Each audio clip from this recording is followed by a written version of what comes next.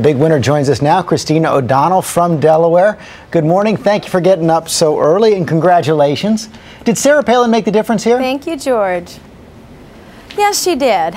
All summer we've been working very hard to get our message out there, give the voters an opportunity to meet me, get to know me, so that I've been asking them, when you vote for me, I want that vote to mean something. I want it to be a vote of confidence. And so when the mudslinging started, I was very encouraged that what a lot of people said was, we knew that what your opponent was putting out wasn't reflective of who we know you to be.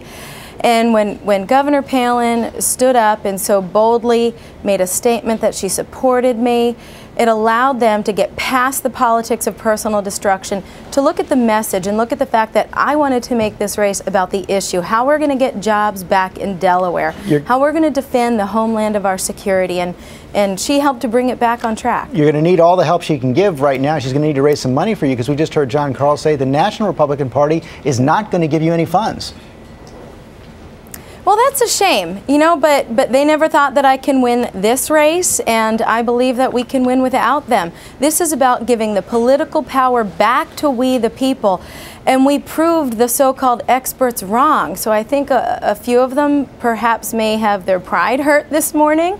But, you know, I didn't count on the establishment to win the primary. I'm not counting on them to win the general. I'm counting on the voters of Delaware. And we're going to work hard to make sure that we take our message to them. But you are going to have to answer some questions. We saw that the Republican Party chairman in Jon Karl's piece there, he went on to say later that you're not a viable candidate. You could not be elected dog catcher in Delaware. He went on to say you're either a liar or mentally unhinged. And Karl Rove, President Bush's former political advisor, was on Fox News last night, very tough, talking about your checkered background, saying you say some nutty things. And listen, he went on to say you have to answer these questions. Why did she mislead voters about her college education? How come it took her nearly 2 decades to pay her college bills so she could get her college degree? How did she make a living? Why did she sue a well-known and well-thought-of conservative think tank?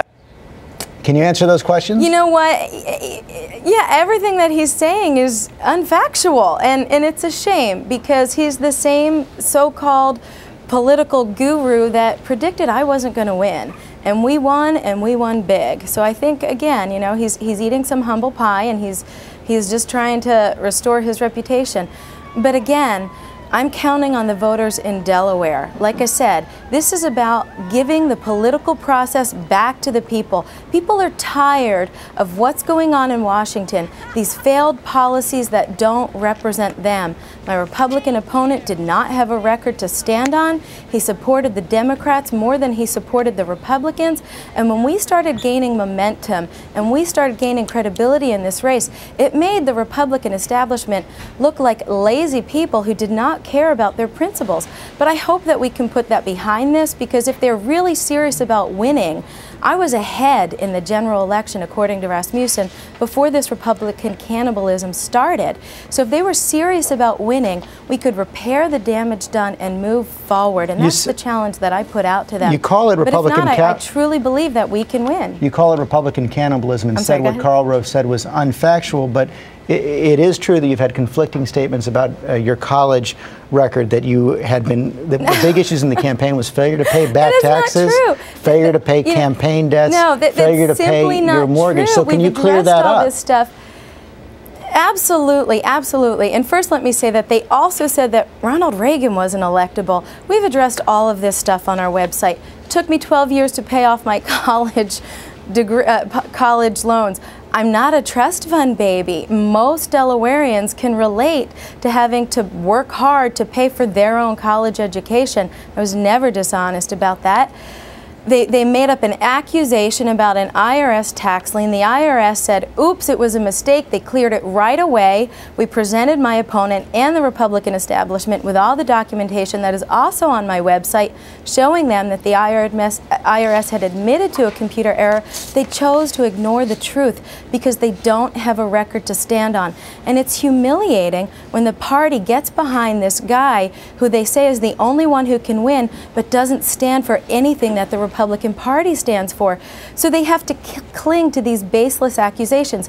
And it's a shame, because I want to go into this general election telling the Delaware voters the proposals that I want to introduce in Washington to get jobs back into Delaware, to get our economy back on track, to take care of our veterans. And as we move forward, I hope that my Democratic opponent learns the same lesson that my Republican opponent learned, that dirty politics will backfire. In a state like Delaware, where it's small enough to get to know all of the voters, that's exactly what we intend to do this next month and a half. It didn't work for Castle, it won't work for the Democrats. And we will be watching. Congratulations again. Thanks for your time this morning. Thank you. Thank you.